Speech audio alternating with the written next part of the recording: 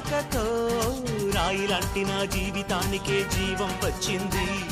నీ చూపుతో జీవం వచ్చిన రాయే చక్కని శిల్పం అయ్యింది.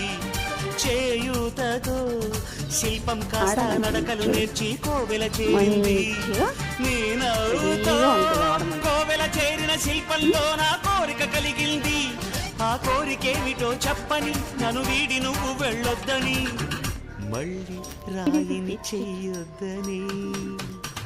రపరప్పపారప్పారప రపరప్పపారప్ప రపరప్పపారప గమ మనమే హాయి చిరునామా పాత బాధ గదిని ఖాళీ చేద్దామా.